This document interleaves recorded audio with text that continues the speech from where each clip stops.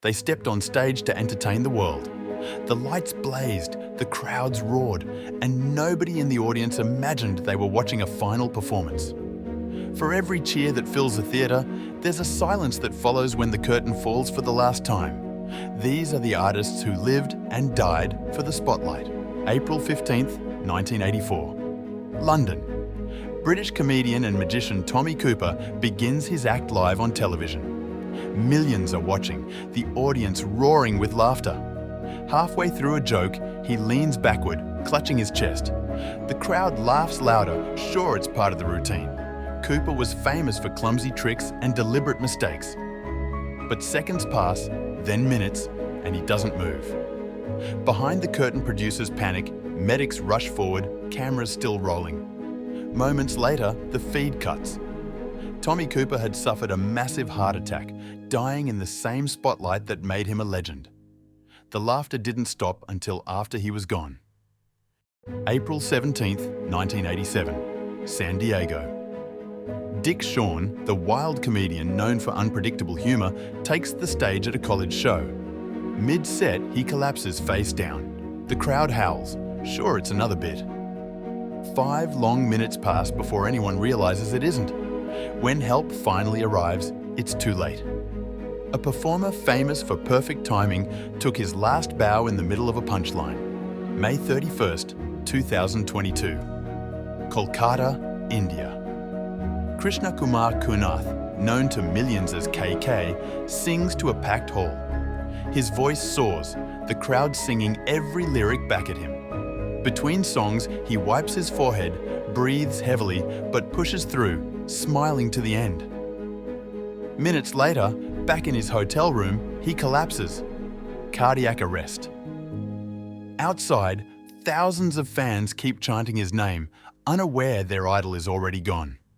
He sang until his heart refused to keep the rhythm. March 22nd, 1978, San Juan, Puerto Rico. 73-year-old Carl Wallenda steps out on a steel cable stretched between 2 hotel towers.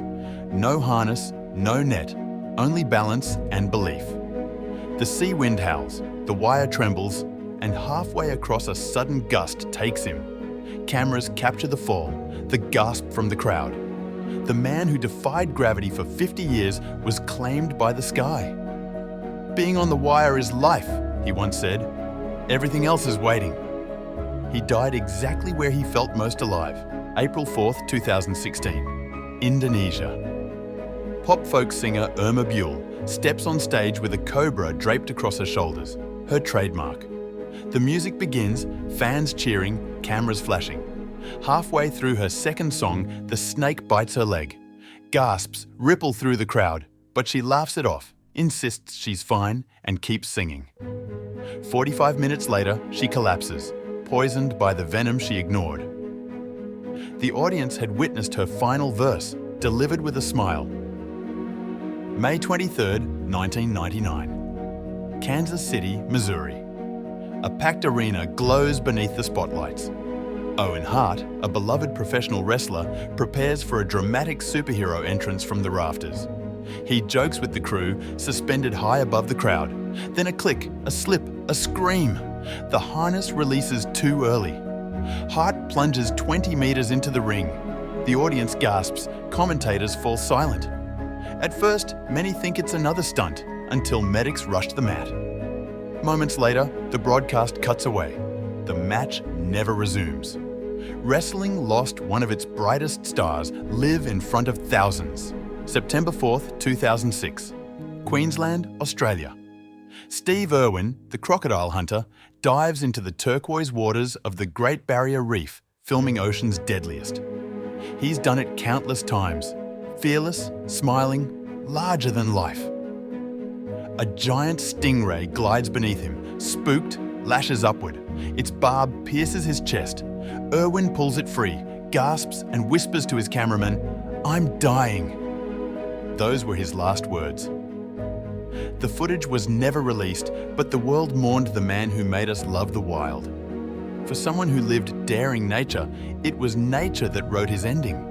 March 31st, 1993. Wilmington, North Carolina.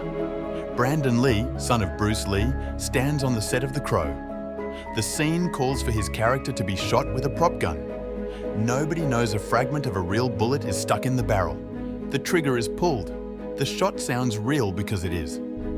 Brandon collapses. The crew thinks he's acting. When he doesn't move, panic spreads. Rushed to the hospital, surgeons fight for hours. He's 28. 8 days from finishing the movie that would make him immortal. The film is completed using doubles and digital effects, haunted by the accident that took its star. Some left laughter behind. Others left silence. Some fell to the ground, others slipped into water or light.